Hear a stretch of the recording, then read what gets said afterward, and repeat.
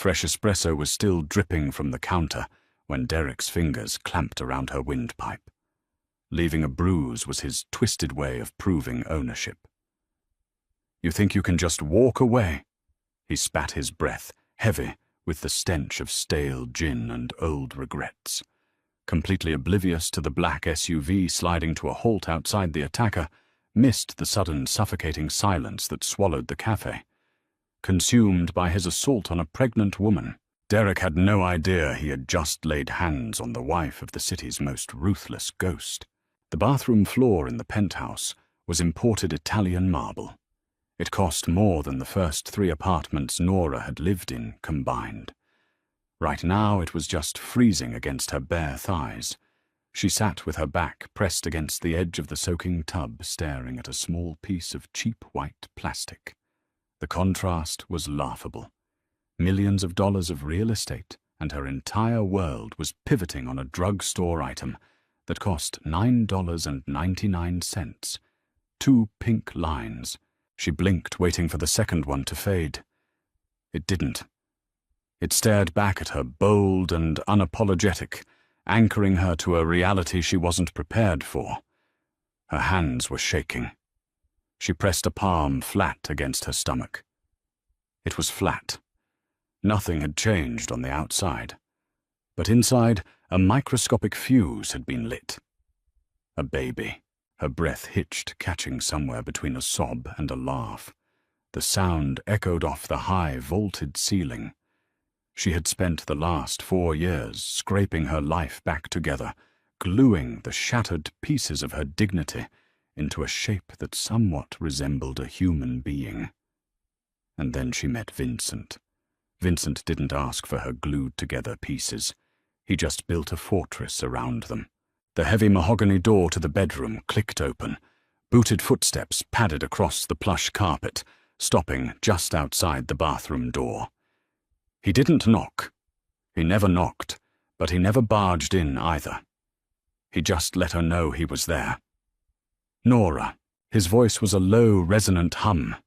It was the kind of voice that commanded boardrooms, struck terror into the hearts of men twice his size, and somehow managed to soothe her worst panic attacks. Vincent Costello didn't yell. He didn't have to. The world simply bent to whatever volume he chose to speak at. She scrambled to her feet, knocking a bottle of expensive bath oil off the counter. It shattered, filling the air with the overpowering scent of bergamot and cedar. "Damn it," she muttered, kicking the glass aside and shoving the plastic stick deep into the pocket of her silk robe. Vincent pushed the door open. He was fully dressed in a tailored charcoal suit, minus the jacket. His white shirt was unbuttoned at the collar, revealing the faint, jagged edge of a scar that ran from his collarbone down to his chest. His eyes, a pale, startling grey, swept the room, taking in the broken glass, the spilled oil, and finally her face. He didn't look at the mess. He looked at her hands. They were trembling. "You're bleeding," he said. She looked down. A tiny sliver of glass had grazed her heel. A single drop of blood welled up bright against the white tile. Before she could reach for a towel, Vincent was already moving. He crossed the bathroom in 3 long strides, a man who carried his own gravity. He knelt, taking her ankle in a hand that was calloused from years of things they didn't talk about at the dinner table. His touch was impossibly gentle. "I'm fine," she whispered, the words catching in her throat. She wanted to tell him. "I'm pregnant. You're going to be a father." But the words felt too heavy, too fragile. Vincent pulled a clean white hand towel from the rack and pressed it to the small cut. He stayed on his knees a moment longer, his thumb brushing the arch of her foot. "You didn't sleep last night," he noted, his voice flat, analytical. "And you're pale." "Just a headache," she lied. The first lie she had told him in 2 years. It tasted like ash. He stood up, towering over her. Vincent wasn't just tall. He was broad, built like a brick wall wrapped in expensive wool. He studied her face. He knew her too well. He read the micro-expressions, the slight tension in her jaw, the way she was guarding her left pocket. "I have a meeting at the docks," he said, quietly deciding not to push. He reached out, his knuckles grazing her cheek. The skin on his hand was rough. "Take the day, Nora. Rest. I'll have Leo wait downstairs if you need to go out." Leo. His shadow. His trigger man. "I don't need a babysitter, Vincent. I might just grab a coffee later." His grey eyes hardened just a fraction, a millimeter of frost. "You are my wife. You do not walk this city unprotected. Not ever." It wasn't a threat. It was a fact. She was married to the head of the Costello Syndicate. Half the city paid him for protection. The other half prayed they never crossed his path. "Fine," she conceded. "Leo can drive me." Vincent leaned down and pressed his lips to her forehead. It was a lingering kiss, grounding and warm. "I'll be home by 6, he murmured. He turned and walked out, his footsteps fading down the long hallway. She pulled the test out of her pocket. The second line was still there. She was carrying the heir to a criminal empire, and all she wanted was a decaf latte from a place that didn't know her last name. The air outside was thick with mid-morning humidity. The city smelled of hot asphalt exhaust fumes and the sweet, yeasty scent of bakeries firing up for the lunch rush. Nora sat in the back of the black Lincoln Navigator. Up front, Leo drove in silence.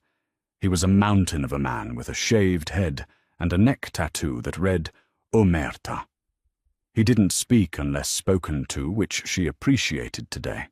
Her mind was a chaotic loop of ultrasound appointments, nursery colours, and the terrifying reality of Vincent's enemies finding out she was carrying a vulnerability. "Pull over here, Leo," she said, tapping the glass partition. Leo glanced at the rearview mirror, his brow furrowing. "Here, Mrs. Costello. This isn't our usual sector. I know. I want to walk for a minute." "Pull over." He obeyed, easing the massive SUV into a spot near the corner of 4th and Elm. It was a grittier neighborhood. Faded brick buildings, fire escapes clinging to the walls like iron ribs, and narrow sidewalks cracked by the roots of old oak trees. It was the neighborhood she lived in when she was barely scraping by. When she was with Derek, she didn't know why she came here. Maybe it was a subconscious need to ground herself, to remind herself of where she started before this new, terrifying reality of motherhood took over. "I'll be right behind you," Leo rumbled, putting the car in park. "Give me half a block, Leo. Please. I just need to breathe without feeling an exhaust pipe down my neck." He hesitated, his loyalty to Vincent warring with her direct order. Finally, he gave a curt nod. "Half a block. Keep your phone in your hand." She stepped out onto the pavement. The noise of the street enveloped her. It was messy, human, and real. She walked down the block, pulling her cashmere coat tighter around herself, despite the warmth. She ducked into the Rusty Spoon, a cramped, dimly lit cafe that smelled permanently of burnt beans and lemon polish. The bell above the door chimed a sharp, cheerful sound that felt out of place. She stepped up to the counter. The barista, a kid with bored eyes and a septum piercing, barely looked up. "What can I get you?" "Decaf Americano, please." "Black." As she waited, she turned to look out the front window, checking to see if Leo was in his spot.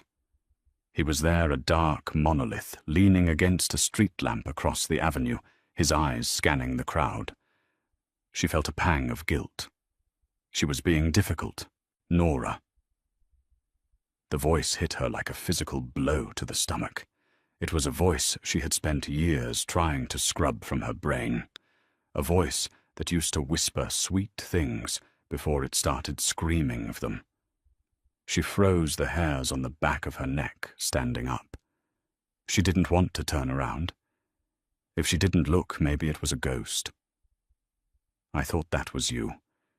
You always stood like that. Shoulders hunched, trying to make yourself small.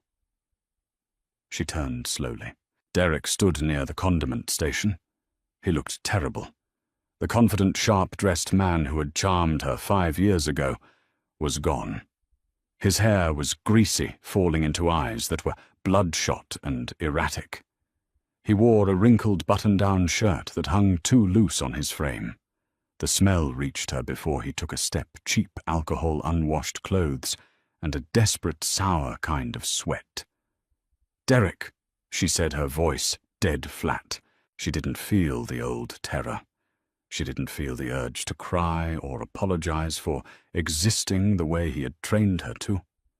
She just felt a profound, overwhelming sense of disgust and pity. He took a step closer, his eyes raking up and down her body. He took in the cashmere coat, the designer boots, the subtle gleam of the diamond studs in her ears. His jaw tightened. "Look at you!" He sneered, the resentment bubbling up instantly. He always hated when she had something he didn't. "Playing dress-up? Who's funding this little charade? You finally find some rich idiot to leech off of decaf Americano." The barista called out, sliding a paper cup onto the counter. She reached for it, ignoring Derek. She took the cup, her hand steady. "I'm leaving. Don't speak to me again." She turned toward the door. She didn't want a scene. Not with the secret she was carrying. Not with Leo 50 yards away, armed and trained to neutralize threats. If Derek pushed this, he had no idea the kind of hell that was about to rain down on him. But Derek had never known when to quit. It was his tragic flaw. He thrived on the sick power of pulling people back down into his mud. He stepped into a path blocking the exit.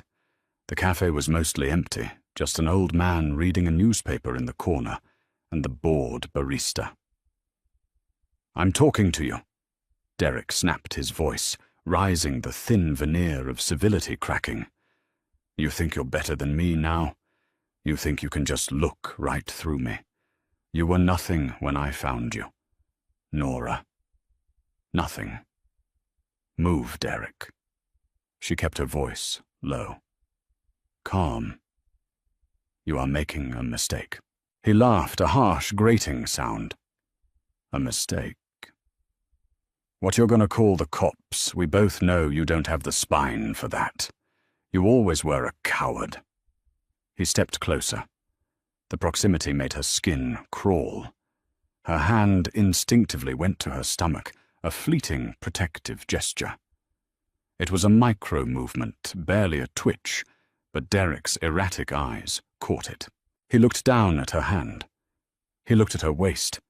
He looked at the massive emerald-cut diamond ring on her left hand that he had been too enraged to notice until now. The realization hit his face in stages. Confusion, disbelief, and then a violent, ugly jealousy. "You're married." He breathed the words, dripping with venom. "And what? You're knocked up. Derek, back away right now." Her heart started to hammer against her ribs. She wasn't scared for herself anymore. She was scared for the life inside her. "Who is it?" he demanded, his face flushing dark red. He closed the distance, backing her into one of the small, wobbly cafe tables. "Some suit. Some pathetic middle management loser who doesn't know your used goods. Don't do this," she warned. She glanced out the window. The glare on the glass made it hard to see, but she knew Leo was out there. If she screamed, Leo would come through the glass. But bullets flying in a small cafe wasn't an option. "You don't get to walk away from me and get a happy ending," Derek shouted, his voice cracking with unhinged rage. The old man in the corner finally looked up, his eyes widening. The barista reached for the phone behind the counter. "I made you," Derek spat spit flying from his lips. "You owe me." He lunged.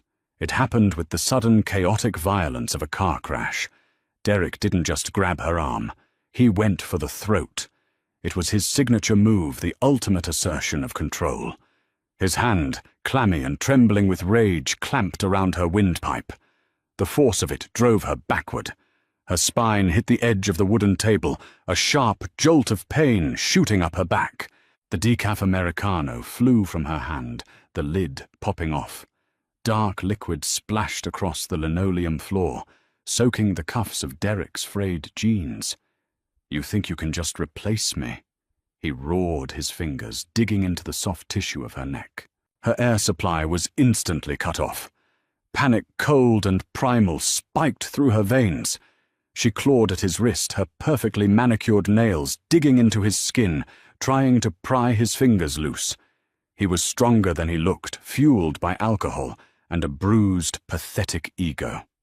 Black spots danced at the edges of her vision. She kicked out her boot, connecting with his shin, but he just leaned his weight into her, pinning her harder against the table.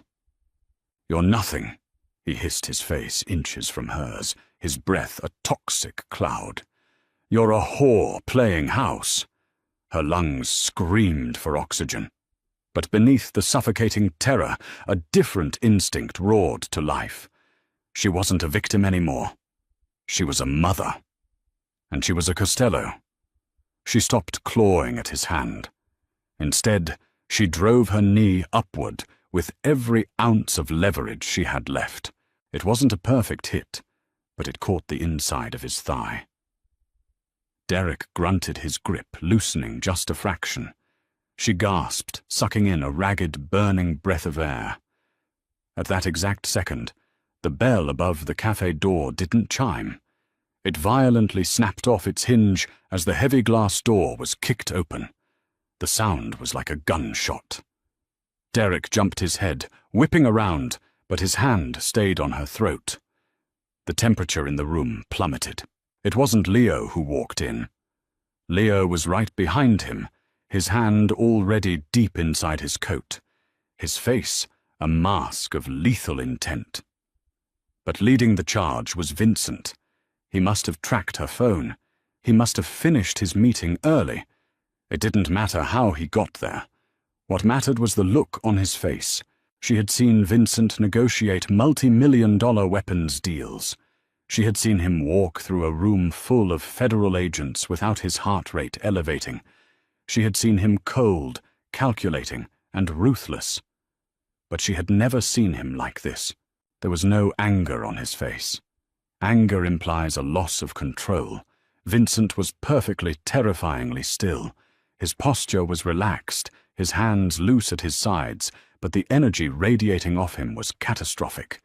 He was a predator looking at a wounded rabbit that had dared to touch his mate. Derek, oblivious to the hierarchy of the city's underworld, sneered at the men in the doorway. Café's closed suits. "Back off." Derek's voice shook a bravado he didn't possess, trying to cover his sudden fear. He tightened his grip on her neck, trying to use her as a shield. Vincent didn't say a word. He didn't look at Derek. He looked at her. He saw her pale face, the hand clamped around her throat, the spilled coffee, the way she was instinctively covering her stomach. His grey eyes locked onto hers. "Are you hurt?" the look asked. She managed a microscopic shake of her head. Vincent finally shifted his gaze to Derek. It was like watching a spotlight pan across a graveyard. "Take your hand off my wife." The words weren't shouted. They were spoken at a normal conversational volume, but they carried a weight that made the floorboards hum. The accent of his old neighborhood, usually suppressed beneath layers of polish and wealth, bled through the syllables. Derek froze. His brain, clouded by years of cheap booze and resentment, struggled to process the information. He looked at Vincent's tailored suit, the heavy gold watch, the undeniable aura of absolute power. Then he looked at Leo, who had drawn a suppressed Glock 19 and was pointing it directly at the bridge of Derek's nose. The color drained out of Derek's face, leaving him looking like a dirty sheet. "You're Your wife? Derek stammered, his fingers twitching against her skin. Leo, Vincent said quietly, never taking his eyes off Derek. Boss, Leo replied, stepping to the side to get a clearer angle. If he twitches, put a hollow point through his left knee. If he speaks, put one through his right. Derek let go of her as if her skin had suddenly caught fire. He stumbled backward, his hands shooting up in the air, knocking over a chair in the process. He hit the counter, shrinking into himself, his eyes darting frantically between the gun and Vincent's unblinking stare. Nora gasped, coughing violently, as oxygen rushed back into her bruised trachea. She leaned heavily against the table, her legs turning to jelly. Before she could fall, Vincent was there. He moved faster than a man his size had any right to. His arm wrapped around her waist, pulling her solid against his chest. His other hand gently, reverently touched the reddening marks on her neck. His thumb traced the bruised skin, his jaw ticking once. Nora. He murmured, his voice softening entirely. Breathe with me. Just breathe. She buried her face in his shirt, smelling the familiar expensive cologne and the faint scent of ozone. She clung to his lapels, her body shaking with the adrenaline crash. I'm okay. She rasped, her throat burning. I'm okay. Vincent held her for a long moment, cementing the fact that she was safe. Then slowly he turned his head to look over his shoulder at the pathetic, trembling mess cowering against the coffee counter. Derek was staring at Vincent, his mouth opening and closing like a suffocating fish. He finally recognized the face. Anyone who watched the city news or ran in the underbelly recognized Vincent Costello. I didn't know. Derek whimpered, urine visibly soaking the front of his jeans. I swear to God, I didn't know she was yours. Mr. Costello, we used to date. I lost my temper. Vincent slowly unbuttoned his suit jacket, handing it back to Leo without looking. He rolled up the sleeves of his white shirt, exposing the thick, scarred forearms. You didn't know. Vincent repeated his voice, smooth, almost conversational. He took a slow step toward Derek. You didn't know she was mine. No, I swear. Derek sobbed, pressing himself flat against the espresso machine. Vincent stopped just inches from him. The silence in the cafe was absolute, broken only by Derek's ragged, terrified breathing. Here is your problem, Vincent said, leaning in so close that only Derek and Nora could hear him. You think the fact that she belongs to me is the reason you're about to suffer. Vincent's hand shot out. It wasn't a punch. It was a calculated, devastating strike. He grabbed Derek by the throat the exact same way Derek had grabbed Nora, but with the mechanical force of a hydraulic press. He lifted Derek, a grown man, entirely off his feet. Derek gagged his hands, clawing uselessly at Vincent's thick wrist. His face turned purple almost instantly. Vincent looked up at the choking man, his grey eyes completely devoid of mercy.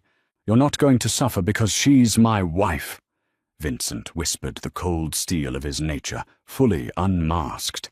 You're going to suffer because you put your hands on the mother of my child. Her breath hitched. He knew. Vincent didn't break Derek's neck. He could have.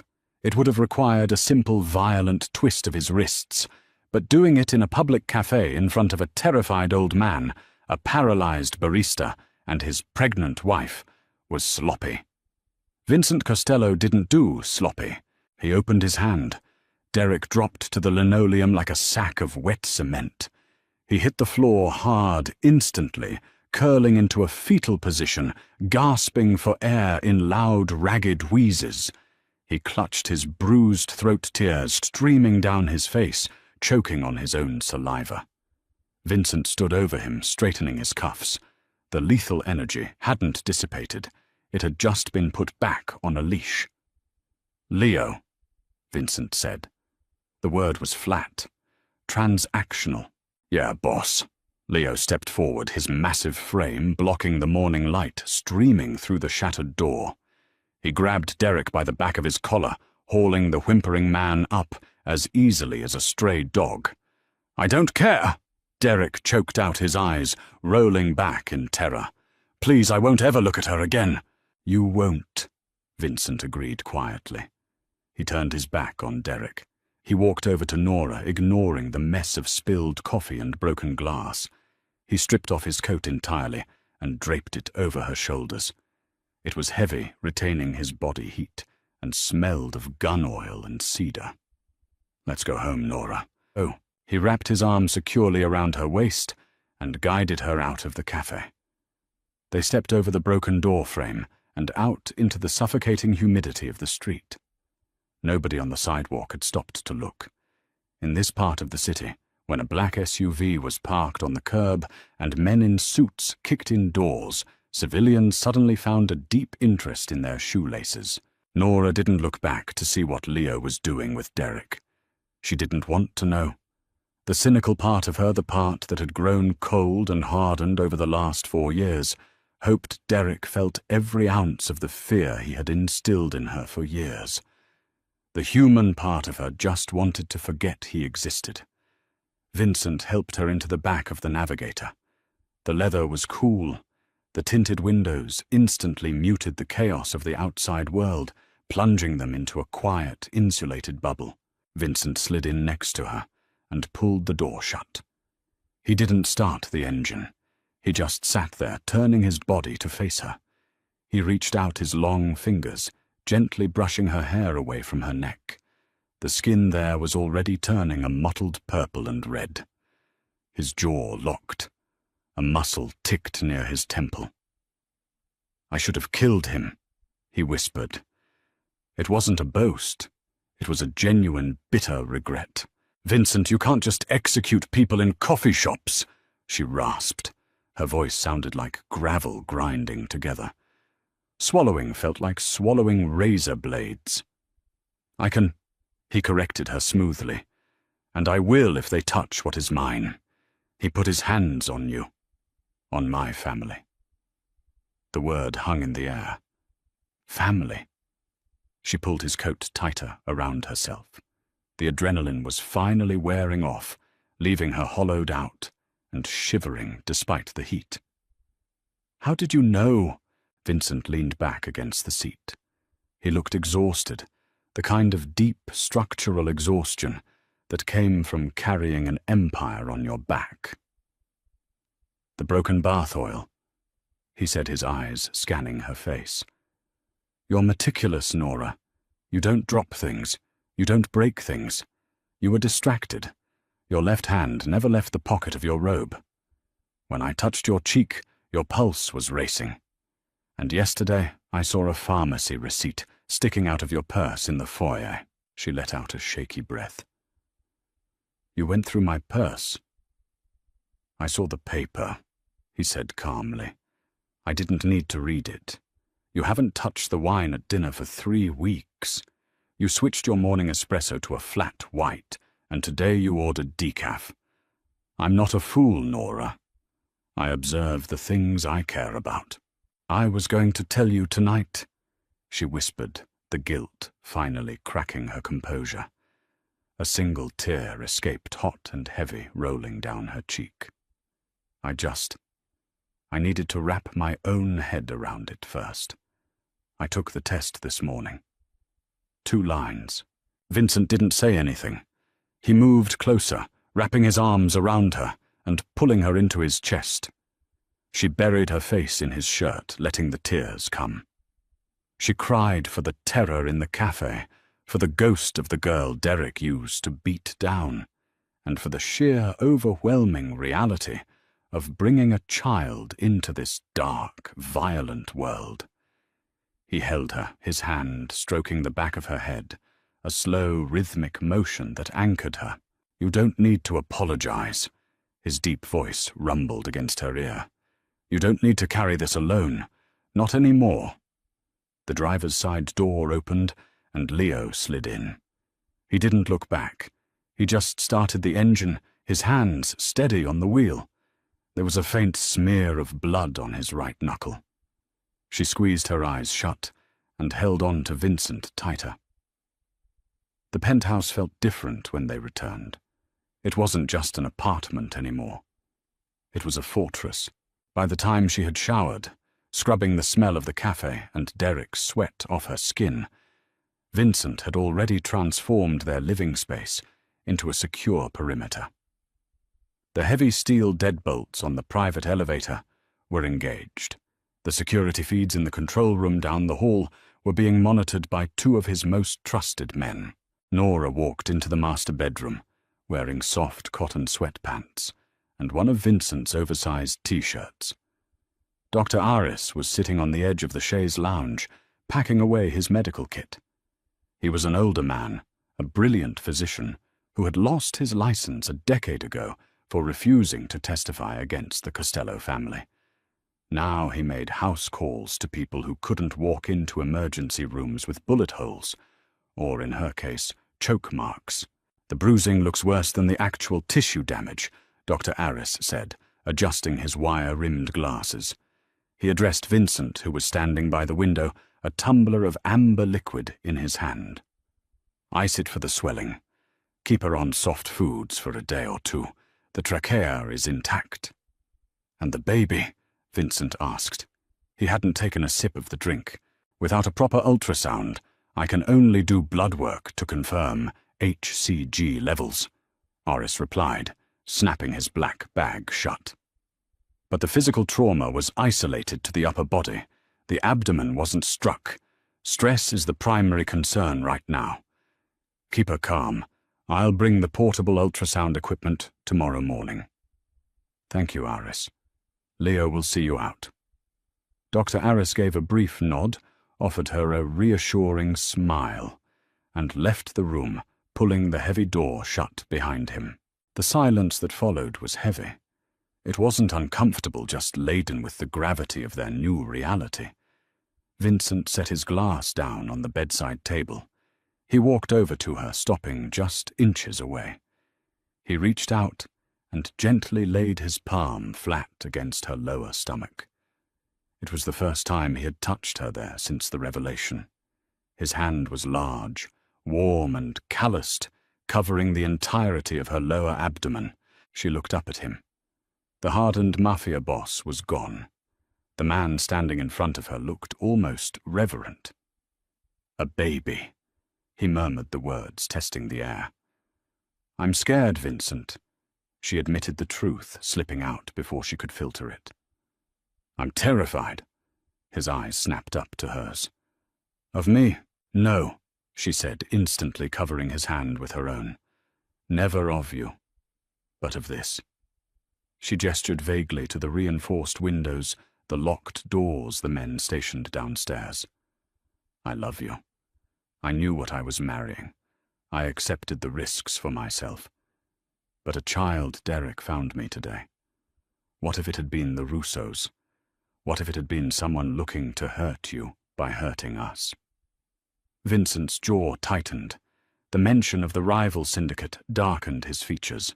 Nobody will touch you, he said, the vow absolute. The Russos know the lines. If they cross them, I will burn their enterprises to the ground, brick by bloody brick.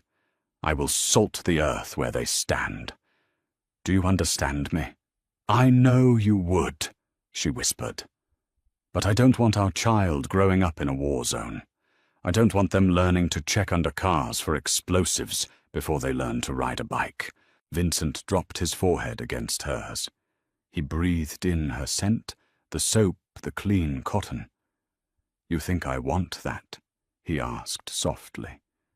You think I want my son or daughter inheriting blood I've spent the last 3 years restructuring the syndicate, moving the money into legitimate shipping real estate tech. I've been pulling us out of the mud, Nora. For you. He pulled back just enough to look her in the eye. And now for them. By the time this baby is born, the Costello name will mean boardrooms, not back alleys.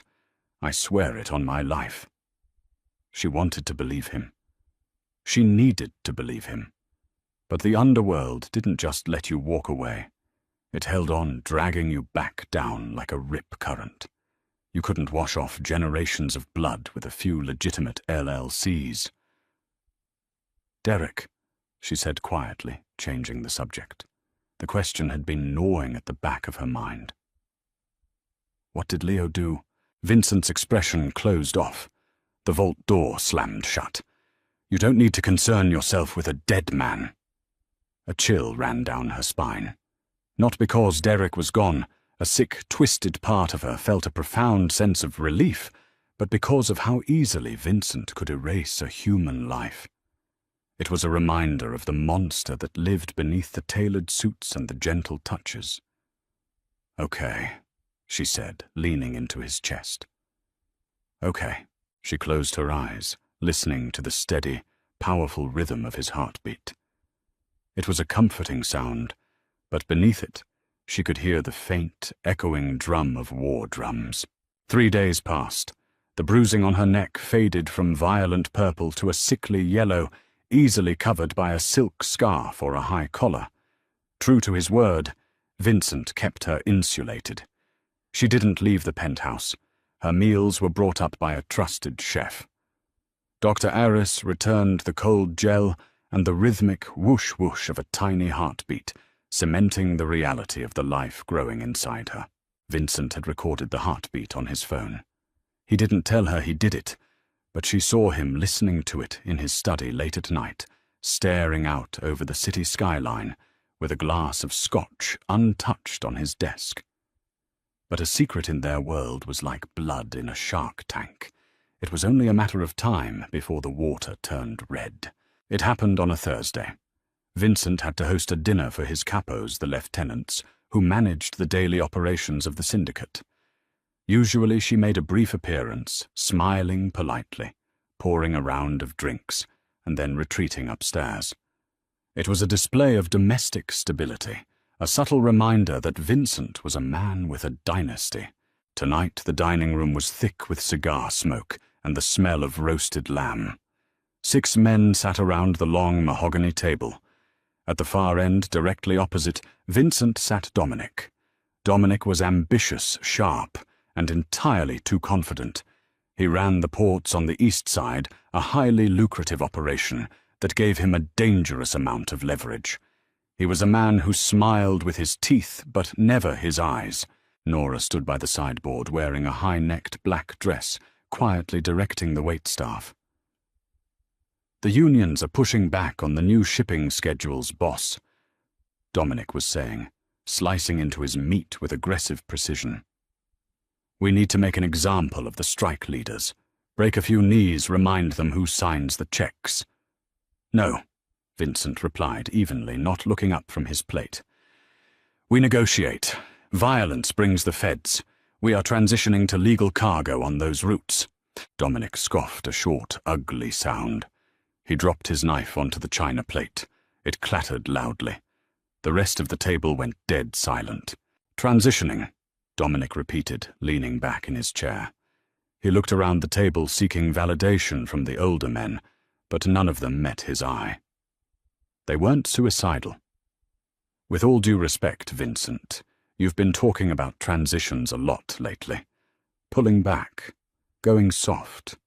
We're bleeding territory to the Russos because you won't authorize a strike on their warehouses." Vincent slowly wiped his mouth with a linen napkin. He placed it on the table.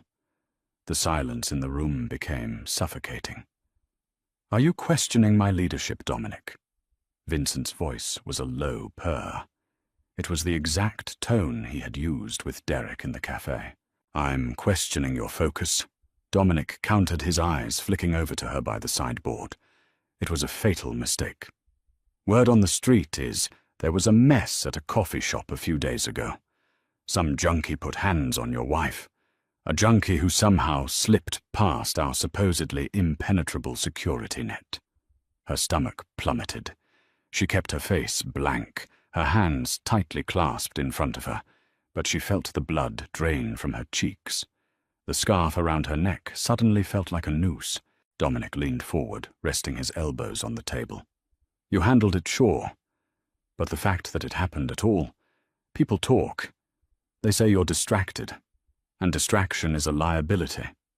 His gaze lingered on her a second too long, especially if there's a reason you're keeping her locked up in this tower lately. A vulnerability, perhaps. He knew. He didn't have the details, but he had the scent. Someone in Dr. Orris's office, someone at the pharmacy, a loose word from a bodyguard. In this life, paranoia wasn't a disorder. It was a survival requirement. Before Dominic could take another breath, Vincent moved. He didn't yell. He didn't stand up. He simply reached across the table, grabbed Dominic by the back of his expensive silk tie, and slammed his face directly into the heavy mahogany wood. The sound of cartilage snapping echoed off the vaulted ceiling. Several wine glasses tipped over, spilling dark red liquid across the pristine white tablecloth. None of the other capos moved a muscle. They sat frozen, their eyes locked on their plates. Dominic let out a muffled scream, blood pouring from his shattered nose, instantly soaking the linen. Vincent kept his face pinned to the table, his grip on the tie acting as a garrote. "Let me clarify my focus for you, Dominic," Vincent whispered, leaning over the table, his face inches from the bleeding man's ear. "My wife is not a distraction. She is the foundation of this family. If you look at her again, if you speak of her again, if you even think about her, when you close your eyes at night, I will personally strip the skin from your bones." Vincent released the tie and stood up. He adjusted his jacket, looking down at Dominic, who was groaning, clutching his ruined face. "You will authorize the union negotiations tomorrow. You will surrender 20% of the East Side ports to Leo for your insolence tonight. If you don't like it, you can take it up with me in the alley." Vincent turned his gaze to the rest of the table. The cold, dead grey of his eyes dared any of them to speak. "Dinner is over. Get him out of my house."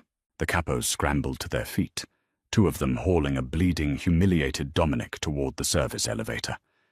Within 90 seconds, the dining room was empty, leaving only the smell of copper, roasted meat, and spilled wine. Vincent stood at the head of the table, his chest rising and falling in slow, controlled breaths. Nora stepped forward, her low heels clicking against the hardwood floor. She didn't look at the blood on the table.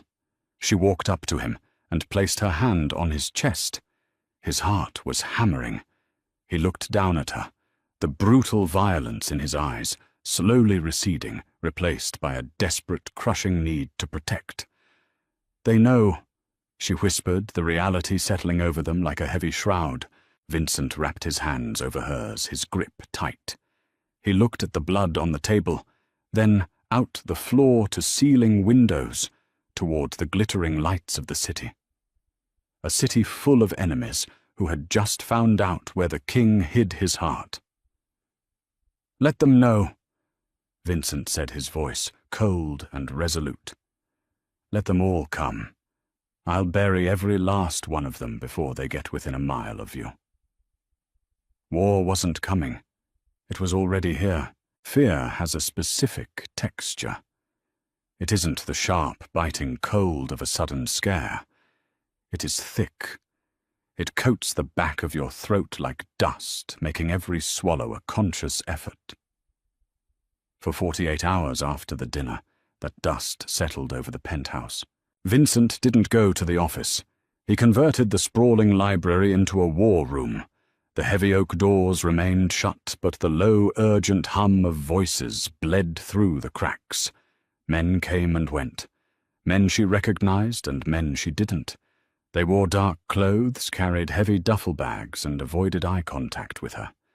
The elegant, curated aesthetic of their home was rapidly replaced by the stark, pragmatic architecture of a siege. Nora sat on the velvet sofa in the living room, a book open on her lap. She hadn't turned a page in an hour. Her phone vibrated on the glass coffee table. She jumped, her heart kicking against her ribs. It was an encrypted device Vincent had handed her that morning. Only 3 people had the number. She picked it up. A text from Vincent, who was 50 feet away in the library. "Come here." She set the book down and walked across the Persian rug. The guard stationed at the hallway nodded respectfully, stepping aside. She pushed the heavy oak doors open. The air in the library was stale, smelling of bitter espresso and ozone from the running servers. 4 capos stood around the massive desk. Leo was by the window, a rifle casually resting against his thigh, peering through the blinds.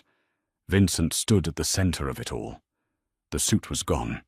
He wore dark jeans and a black Henley, a holstered sidearm strapped to his chest. He looked like the ghost the streets called him. He looked up as she entered. With a subtle flick of his chin, the room cleared.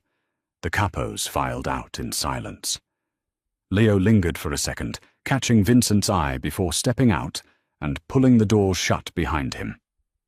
Vincent didn't say a word. He just pointed to the center of his mahogany desk. Sitting perfectly square on the leather blotting pad was a small square box wrapped in plain brown paper. The security seal had been broken by one of the explosives experts downstairs. The lid was off. She walked closer, her stomach tightening. "What is it?" "It arrived at the ground floor reception 10 minutes ago," Vincent said. His voice was entirely devoid of inflection. That was when he was at his most dangerous. "Courier. Paid in cash. No cameras caught his face." She looked inside the box. Resting on a bed of cheap black tissue paper was a silver baby rattle. It was antique, heavily tarnished. Tied around the handle was a thin, dark red ribbon. It wasn't a death threat. It was a promise. "We know." "Carmine Russo," Vincent said, leaning his knuckles against the desk. "He's an old-school bastard. He thinks this is a psychological game. He thinks he can rattle the cage and watch me panic." She reached out and touched the red ribbon. The fabric was rough. "Is it working?" Vincent's gaze snapped to hers. The grey in his eyes was molten. "Panic, no, but it forced my hand. We can't hold a defensive perimeter in a high-rise indefinitely. There are too many blind spots, too many variables. If they want a war, they get a war. But I'm not fighting it with you in the crossfire." He walked around the desk, stopping right in front of her. He reached down, taking both of her hands in his. His palms were warm, steadying the slight tremor in her fingers. "You're moving," he said softly. "Tonight. Under the cover of a storm front coming in. Leo and a 4-man element will take you to the compound in the Berkshires. It's off the books, state-of-the-art grid. You stay there until I pull the Russos out by their roots. And you," she asked, her voice cracking, "where will you be?" "In the mud," he replied bluntly. "Where I belong. I have to tear down their infrastructure. Nora, I have to make the cost of touching my family so unimaginably high that no one will ever look at you again." She wanted to beg him to come with her. She wanted to tell him they had enough money to disappear, to change their names, and live in a quiet house by a quiet ocean. But that was a fantasy. Men like Vincent Costello didn't get to disappear. They either maintained their throne or they were buried under it. "Okay," she whispered, squeezing his hands. "Okay. But you come back to us, Vincent. You promised me a transition. You promised me boardrooms." He brought her hands to his lips, kissing her knuckles. "I'll build the boardroom on their ashes. Pack a bag. Just the essentials. You leave in an hour." The drive north was a miserable blur of heavy rain and relentless anxiety. The black-armored SUV sliced through the slick, dark highways. Leo drove his massive shoulders rigid, his eyes constantly scanning the mirrors. 3 other vehicles moved in perfect synchronization with them, a tactical convoy shielding the asset. Her. The asset was her. She sat in the back, wrapped in a thick wool blanket, staring at the raindrops, crawling diagonally across the reinforced glass. Her hand rested on her stomach. The tiny flutter she had felt earlier that week, a sensation like a butterfly trapped under a glass, was still as if the baby knew they were holding their breath. They reached the safe house just after 2 in the morning. It didn't look like a bunker.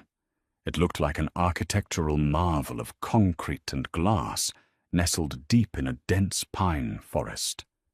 But as the iron gates rolled back and they drove into the subterranean garage, the reality of the structure became obvious.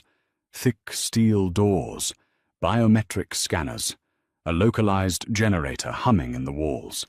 For the first 24 hours, the silence was agonizing.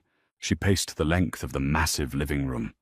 The floor-to-ceiling windows, supposedly bulletproof, looked out into a wall of dark, wet trees.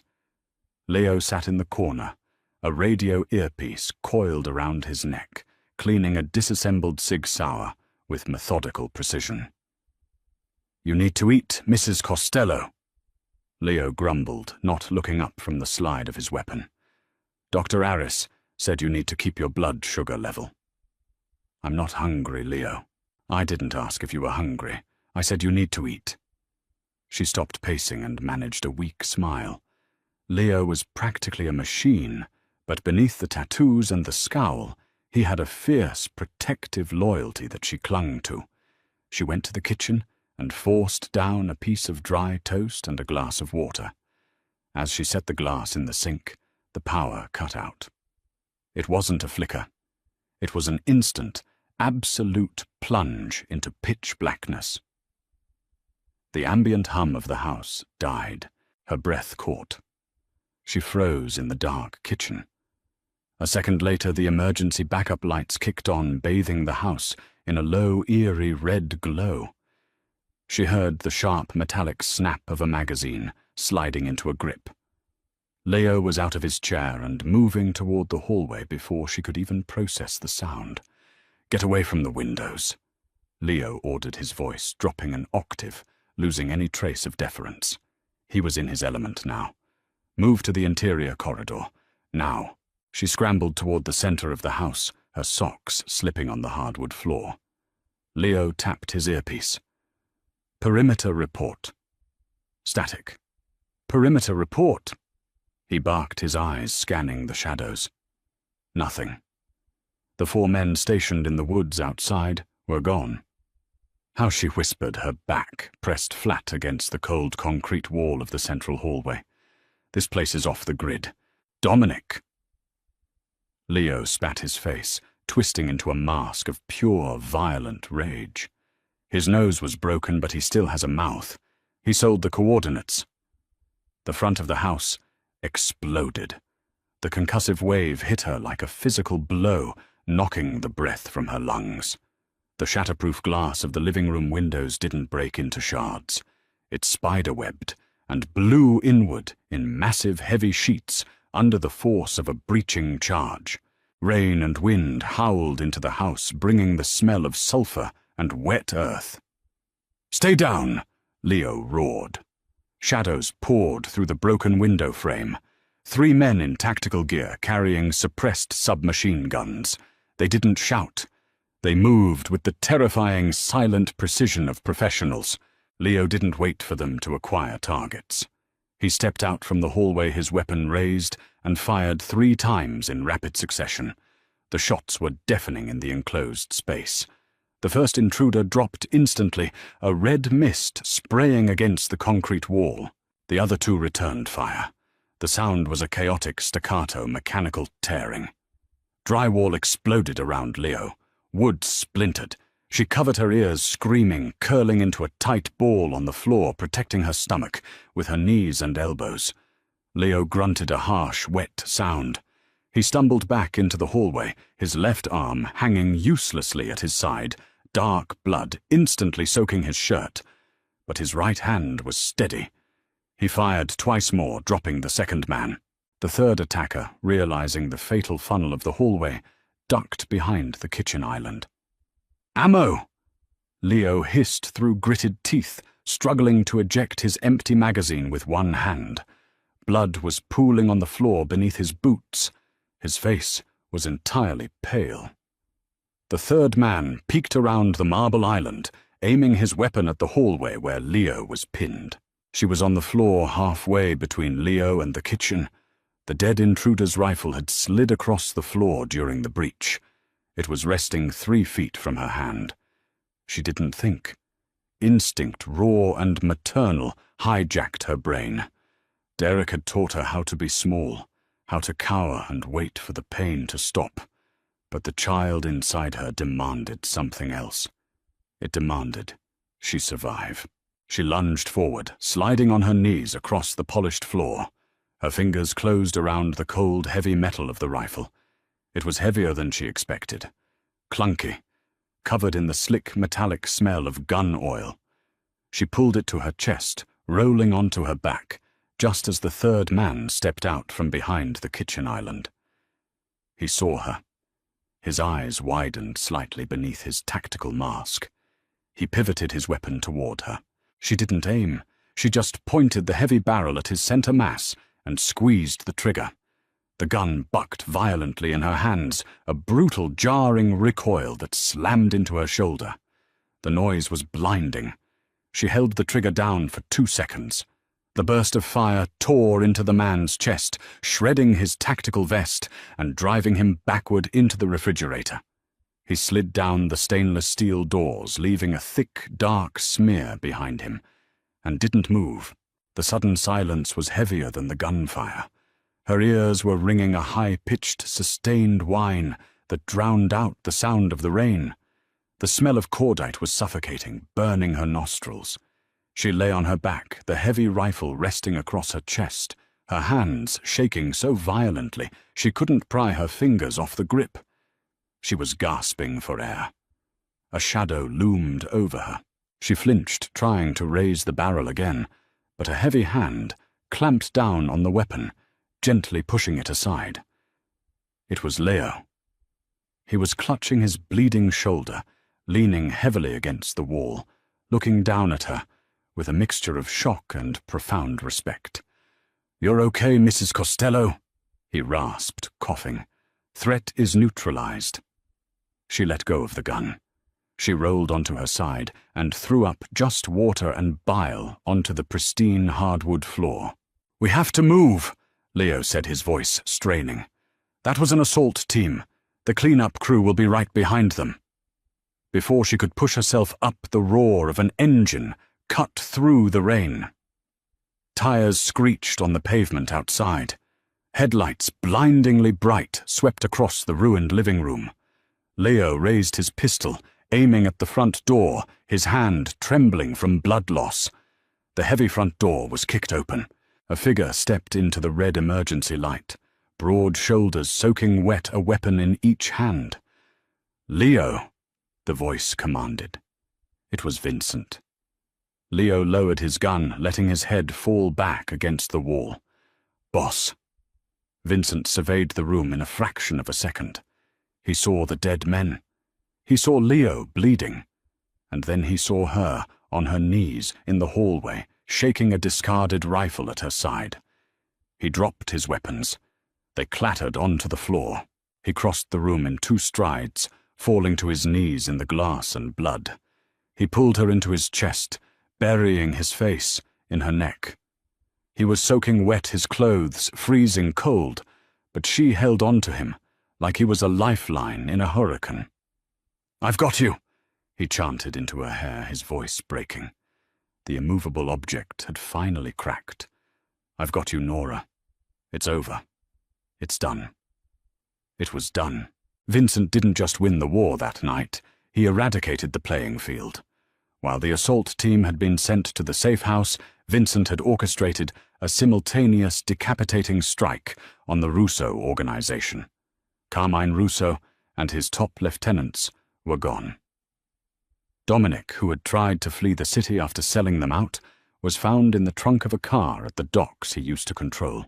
The blood that was spilled that night washed the city's underworld clean, leaving a terrifying vacuum that only one man was equipped to fill. But Vincent didn't fill it with fear. He filled it with lawyers, accountants, and legitimate contracts. 7 months later, The morning sun filtered through the sheer white curtains of the nursery. It was a soft, warm light that smelled of baby powder and expensive cotton. There were no reinforced windows here, no guards standing in the hallway outside. They had moved to a sprawling estate in Connecticut. The penthouse and everything it represented was sold. Nora stood by the crib holding a warm, heavy bundle against her chest. Their son Matteo was asleep. He had Vincent's dark hair and, thankfully, her nose. He was perfect. A tiny, breathing miracle that had survived violence, fear, and the legacy of a criminal empire. Footsteps padded softly across the plush carpet. Vincent wrapped his arms around her waist from behind, resting his chin on her shoulder. He was wearing a soft grey sweater, a pair of reading glasses tucked into the collar. He looked entirely different from the ghost who had walked into that cafe. The hard, lethal edges were still there. They would always be there. But they were sheathed, buried beneath a profound, overwhelming peace. He looked down at Matteo, his thumb gently stroking the baby's plump cheek. "Leo called," Vincent murmured quietly, careful not to wake the baby. The final transition papers for the shipping ports were signed this morning. The unions are happy. The board is seated. It's done, Nora. Every dollar we make from today on is clean. She leaned back into his solid chest, letting out a long, slow breath. The knot of anxiety that had lived at the base of her spine for over a year finally unspooled. "You kept your promise," she whispered. "I always keep my promises to you," he replied, turning his head to press a kiss to her temple. The Costello name means something else now. She looked down at the sleeping boy in her arms. He would never know the smell of cordite. He would never know the paralyzing fear of a man like Derek. He would never know his father as a warlord. He would only know him as a protector, a man who tore down his own empire to build a safe world for his family. She smiled, rocking slightly on her heels. "He needs to be fed in an hour," she said, handing the baby over to Vincent. Vincent took him with practiced, reverent ease. The man who used to break bones with his bare hands now cradled a 7-pound infant like he was holding the universe. "I'll take the shift," Vincent said softly, staring down at his son with total devotion. "Go sleep, Nora." She walked toward the door, pausing at the threshold to look back at them. The morning light caught the faint, jagged scar on Vincent's neck, a reminder of the past. But it was fading. The shadows were finally gone. They had survived the fire, and from the ashes they had built a fortress of a different kind. One made of love, not fear. And for the first time in her life, she wasn't afraid of the future. She was just ready to live it. If you loved this gritty, emotional journey of Nora and Vincent, fighting for their family, smash that like button. Tell us in the comments below, would you have pulled the trigger if you were in Nora's shoes? Don't forget to share this story with your fellow dark romance fans, and subscribe to the channel for more intense, grounded, and deeply human storytelling. Ring the notification bell so you never miss an upload. See you in the next story.